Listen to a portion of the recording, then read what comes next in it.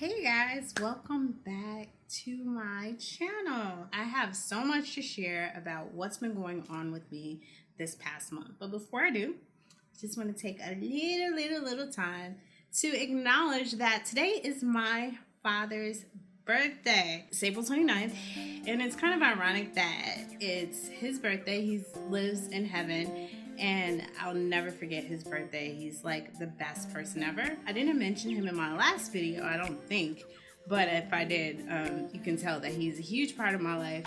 And it's been 4 years now since he decided to live in heaven, and I don't know, just on days like today, I like to remember who he was and the things that he's taught me. So I will clue you guys in on a little conversation that we had. He was paralyzed from the neck down in the later part of his life. I would love to come sit on his lap and hug him because he couldn't push me off, and I'm very affectionate. So I would love to just bother him. But this particular day, I think we were both having a tough day because, caring for someone else that's used to being able to kind of maneuver around on their own is not always easy on both ends. So I was just sad. And I think he was sad. So I came in on his lap and hugged him and sat there, and it just all came down, and I started bawling, and I was like, I don't want you to die. And I kept saying, I don't want you to die, Daddy. And he said to me with tears in his eyes, because he's crying to me, he's like, I don't want to die either, but I need you to live. So I'm living. I'm living. And I'm so grateful for the amazing parents and the amazing amount of strength that I've taken from that situation. My dad was there at the beginning of my career when everyone was telling me no, and he told me to keep going. He told me to never give up, and I really believe that some of the things that have happened for me is because he lives in heaven now, and he has more pull than he has on earth. So I'm just thankful for my blessings, and I'm thankful that he hasn't forgotten about me now that he lives in heaven. I wanted to share this with you mainly because it's his day and I love him, and I want the world to know that I will always love my daddy. But also because if you're grieving or you've lost someone, just know that you're not alone, and it's not easy. Don't get over it. I'm 4 years in now, and my pastor actually really helped me because I literally thought there was something wrong with me, that I wasn't over it. And he's like, what's wrong with you? He's like, are you crazy? It's your father. Come on now. And so kudos to Pastor Anthony for really helping me through this grief. He's the best pastor ever. Love you. Okay, so enough of that. Let's move on. What's been going on with Wedding Soda?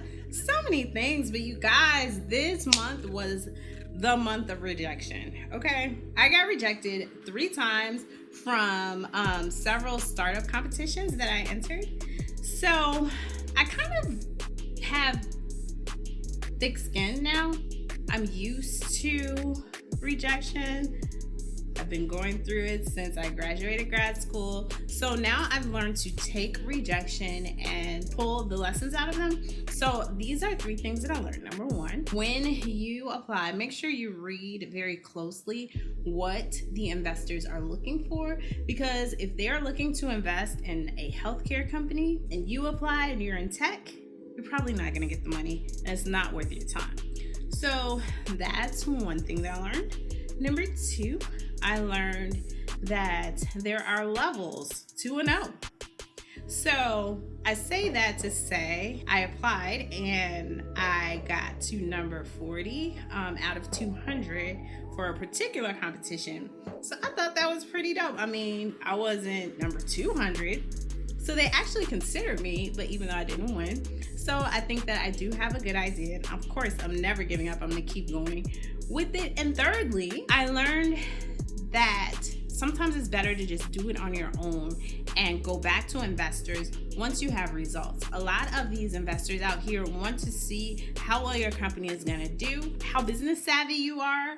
They want to know that they're investing not only in a good idea, but a profitable idea and a smart business owner.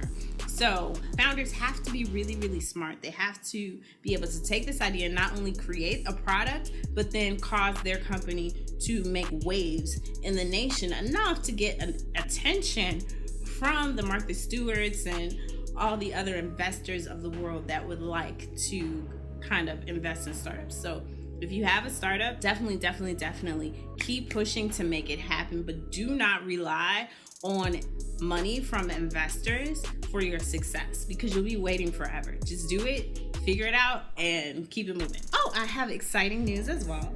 So last time we were here, I was kind of 100% an entrepreneur. And now I am 50% an entrepreneur and 50% a employee. So I got a job at Cox Media. I am the social media manager, customer service care person. So I'm excited. We just rolled out chat last week, and now I have a new project, which is social listening.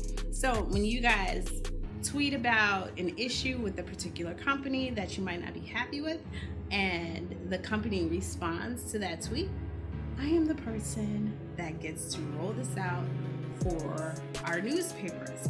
So I'm very excited about it, and we'll see how it goes, but I am excited about it. So as you can tell, that's a new thing for me, and I appreciate the fact that now I have more income to put into Wedding Soda.